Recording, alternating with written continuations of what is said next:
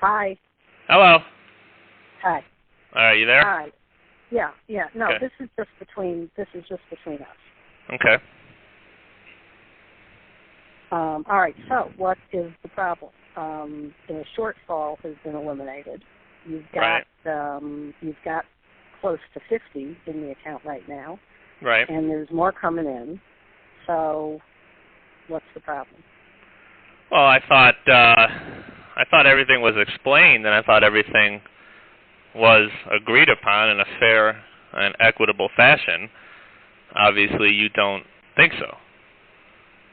No, that's not it. I just don't understand why you need more right now.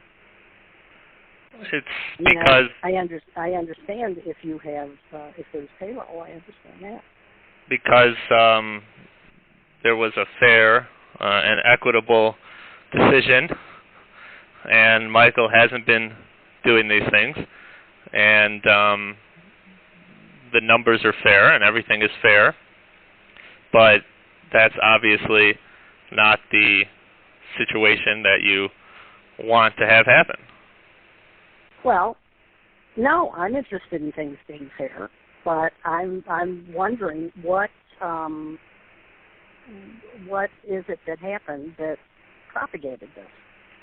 It's me now, 2 years later, taking a look at all the charges and everything else, and knowing, for instance, how much Michael has, not spent and reined in spending and everything else, and this is money that is the company's money, and the company should get all of that money, and then there should be a fair and equitable distribution to everyone involved, and your money should be your money outside of the company and outside of everything else, as should his. And the only things that should ever be questioned are the assets that are co-owned, like the house and the cars. And that's how everything should be set up. I mean, there doesn't seem to be a reason for anything else. The reason this whole thing started to begin with was so that I would have some security in terms of having money on hand that I had some control over to hire an attorney if so needed. Correct. And obviously, as part of the deal and as part of the fair and equitable distribution, you have that and continue to receive that.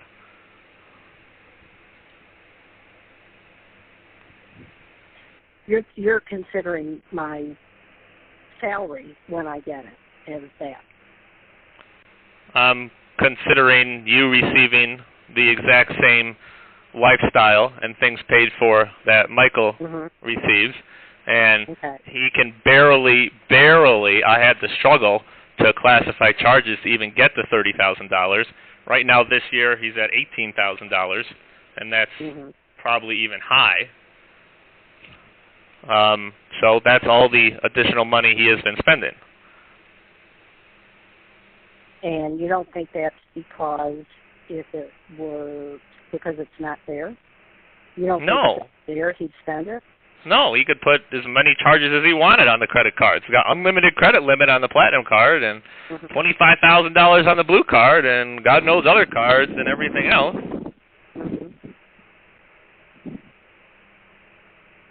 Okay. You were going to send me all those bills.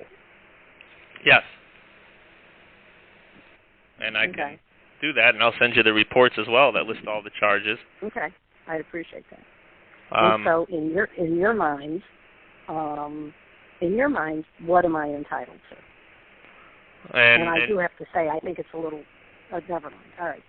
What is it that you think I'm? Well, it's unfortunate that this is the position that has occurred. I mean, if unfortunately I have an interest in it because I work for the company, and it seems that you feel that you should be the only one that takes money from the company first before it gets distributed to everybody else. No, I didn't. I just don't want it spent. I didn't want it spent recklessly. I was protecting him. Okay. Well. That's all. That's all. Well, that's even if that's the case, that's still a unilateral decision. You're saying you're saying that it's okay for you to decide how the money is spent and nobody else.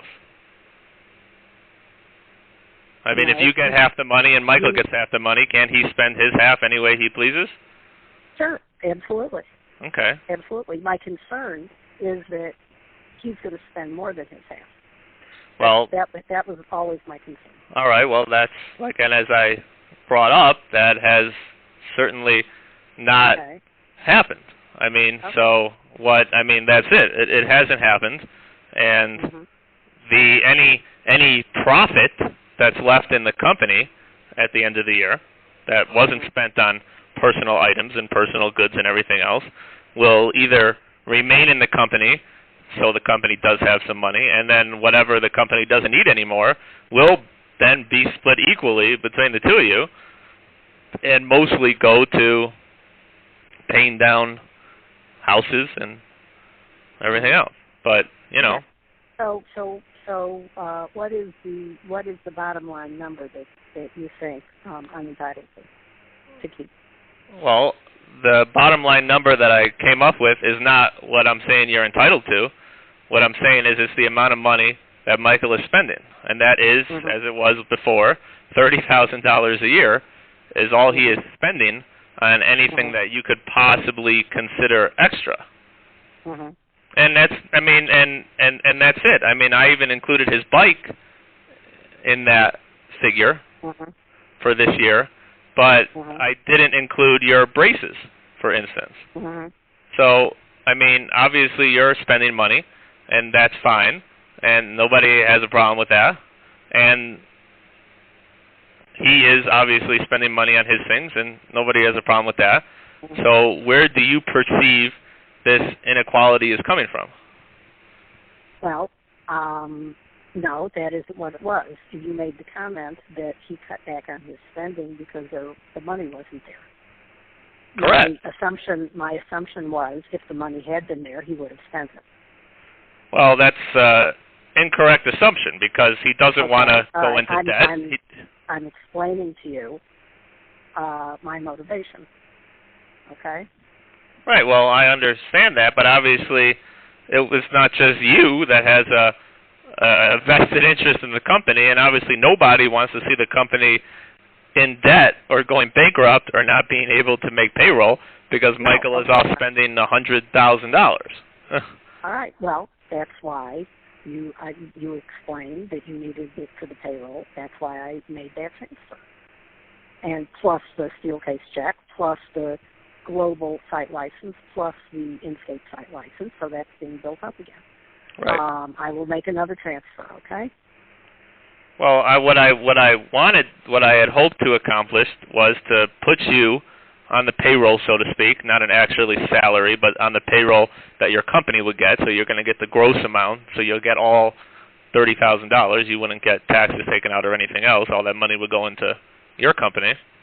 And I had set that up to start doing that, and you'll get that every 2 weeks. And that would be, and like I said, you can take a look at all the credit card charges and everything else, and if that number needs to be adjusted because he goes and spends $50,000 at the end of the year on something, then it should be adjusted so that, so that you get what is fair and equitable based on what he is spending. Okay. So I had thought that you should have $50,000 in your account, and then we'll continue to get the transaction. And as I said, we'll continue to send you the credit card statements and everything, and you can go over them and classify the transactions however you want to classify. And in a few months, if it seems like he spent $15,000 on things, then that should be reflected in an additional payment to you. All right. I will take care of that. But do you feel that it should be something different? No, that's fine.